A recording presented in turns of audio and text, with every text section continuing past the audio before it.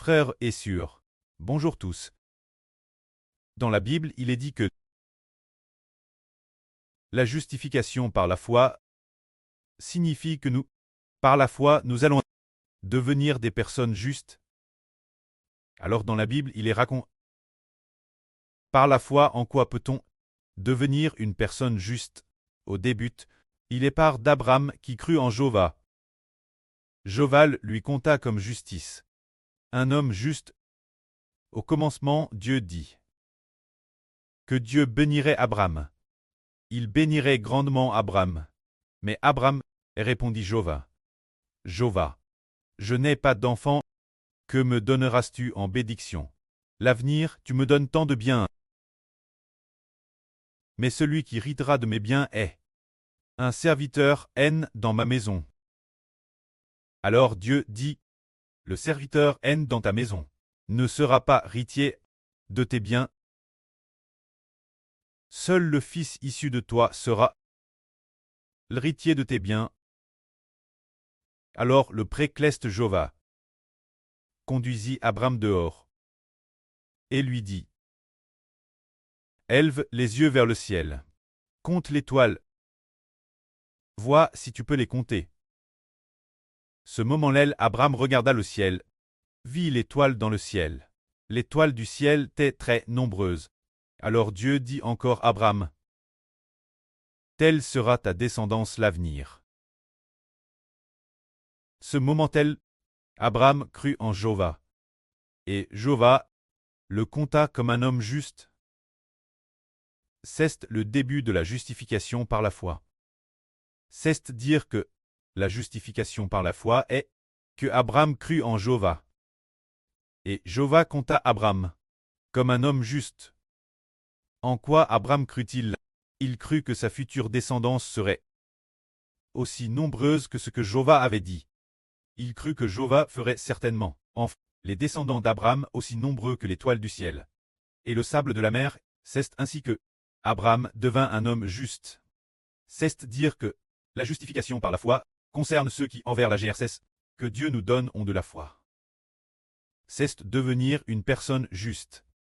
C'est avoir foi en la miséricorde de Dieu envers nous, en son merveilleux plan pour nous. Ceux qui ont cette foi sont des personnes justes. C'est merveilleux. Ceux qui, envers le plan de Dieu pour nous, son merveilleux plan pour nous, ont de la foi. Sont appelés des personnes justes. Si au début, Abraham n'avait pas cru en Jova, que Abraham avait dit, je n'y crois pas. Je suis DJ vieux, et ma femme est aussi vieille. Jova, tu dis que mes descendants seront aussi nombreux que l'étoile du ciel. Tu te moques de moi. Ce n'est pas vrai. S'il avait pas ainsi, Dieu n'aurait pas pris plaisir en Abraham. Mais Abraham a cru. Il a cru en la promesse du précleste. C'est pourquoi Dieu a dit que Abraham était un homme juste. Aujourd'hui, il en va de Madame pour nous. Le précleste Jova nous adonne le Seigneur Christ. Pour que nous tous qui croyons au Seigneur Jésus,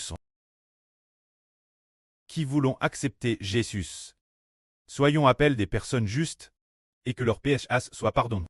C'est-à-dire tous ceux qui veulent accepter Jésus, le Fils de Dieu. Dieu pardonne leurs péchés et les déclare justes. Tout comme au commencement Abraham a cru en Jova. Quiconque a foi en Jésus voit ses péchés pardonnés. C'est cela la raison de la justification par la foi.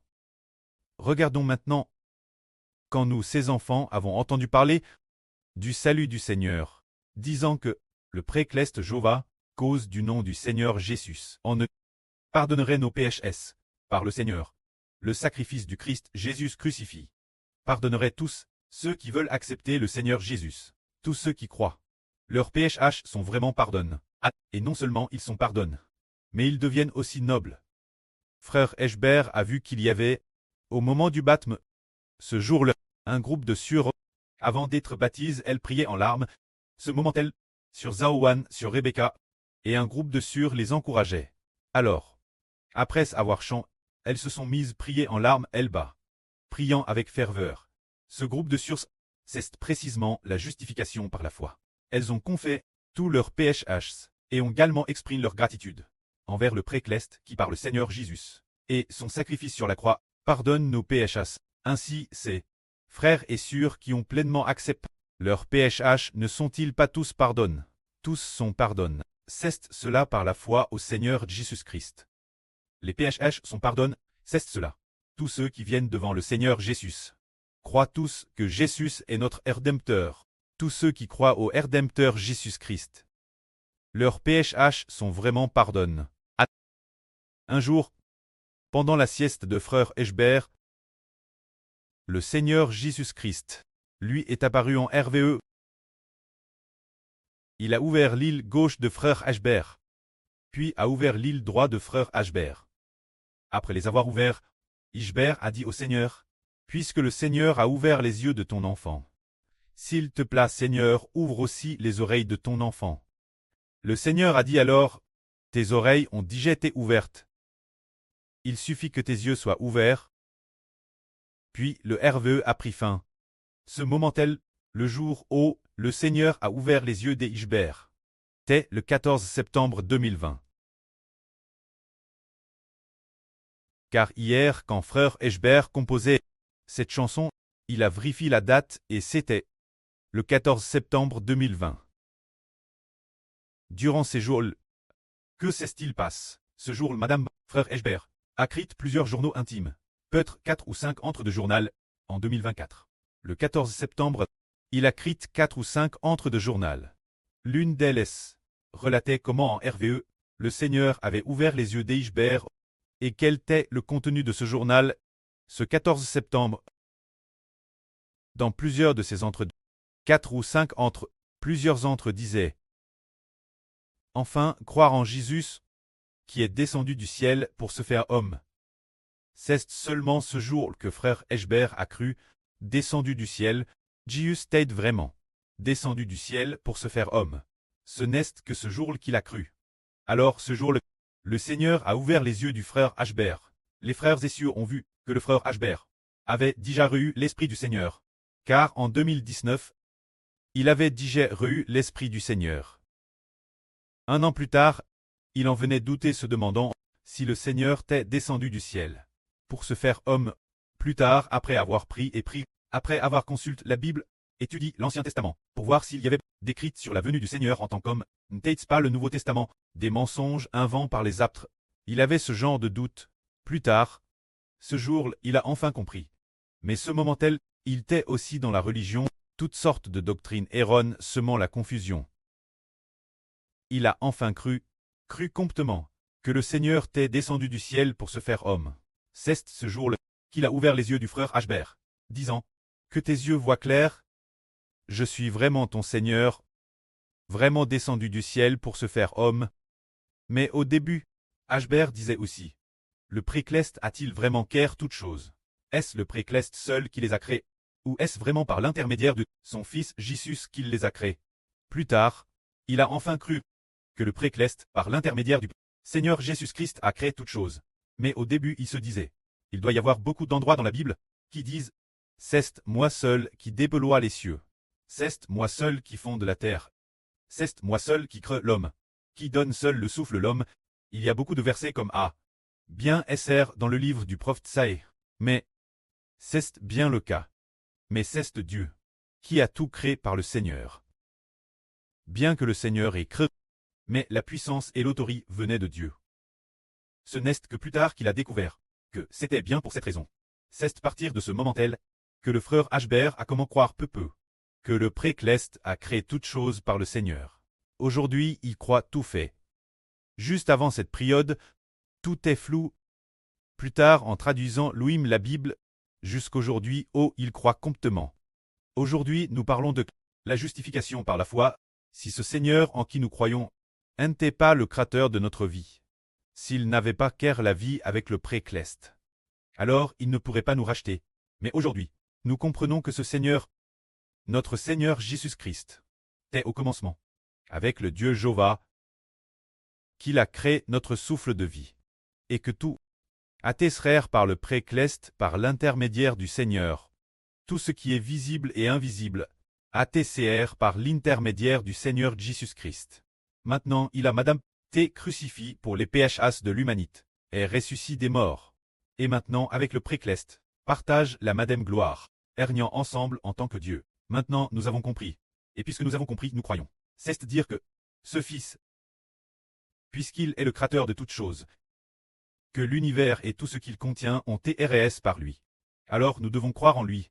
Et ce qui est merveilleux, c'est que ce Seigneur qui a tout créé, par qui le précleste, a tout créé, il est en fait notre Rédempteur, pour notre esprit, afin d'arracher notre esprit des mains de Satan. Pour le ramener, Dieu, il a Madame T crucifié pour les PHAs de l'humanité, afin que Dieu le Créateur, notre prêt, pardonne nos PHAs. Un tel Seigneur, nous devons croire pleinement en lui. C'est ce que le frère Ashbert a autrefois trouvé Droutan, avant de croire pleinement plus tard. Frère Ashbert avait des doutes cause de la religion. Car dans la religion se trouvait le frère Ashbert. Qu'enseignait-il aux gens?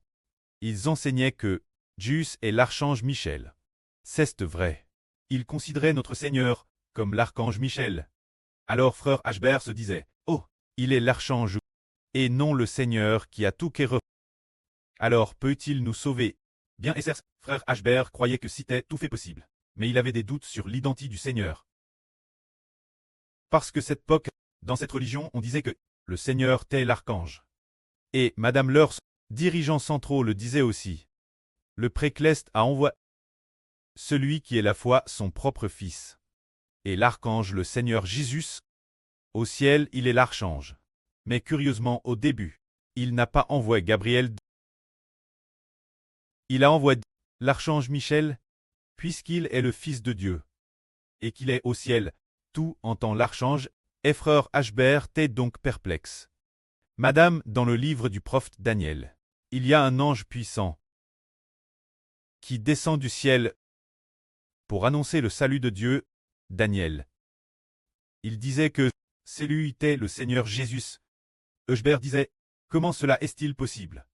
Plus tard, il a enfin compris que tous les anges puissants sont les serviteurs du Seigneur Christ.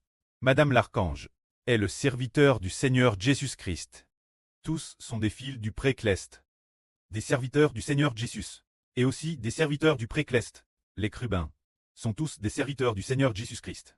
Ce n'est que plus tard que nous voyons, lorsque le Seigneur Christ ouvre le livre, tous les chérubins se prosterner devant le Seigneur. Les 24 anciens glorieux et honorables se prosternent aussi devant le Seigneur. Ce moment-là, cela nous fait encore mieux comprendre que Jésus-Christ est véritablement notre Seigneur, que toutes choses ont été créées par lui. Puisque toutes choses ont été créées par lui, alors tout lui appartient. En effet, le précleste donne tout pouvoir au Seigneur, dans le ciel et sur la terre, ainsi que le pouvoir sur le jour des morts et la mort, afin que nous tous qui croyons au Seigneur ayons la vie éternelle. Et nous savons aussi que Dieu ne ment pas, car le pré a dit ainsi. Tu es mon fils. Et a dit, celui-ci est mon fils, le bien-aimé, en qui je trouve mon plaisir ou vous. C'est le pré, devant Jean le Baptiste, qui a dit que le Seigneur Jésus est le Fils de Dieu. Et devant 3 apôtres, il a aussi dit des paroles similaires. Cela nous fait comprendre que c'est lui-ci, en qui on nous appelle croire, est bien le Fils de Dieu. Afin que tous ceux qui croient en ce Fils voient leur PHAs réellement pardonne. Le Seigneur qui a créé notre vie apporte nos PHAs notre place. Alors ces PHAs sont certainement pardonnés, que la gloire soit rendue auprès et au Seigneur. Amen.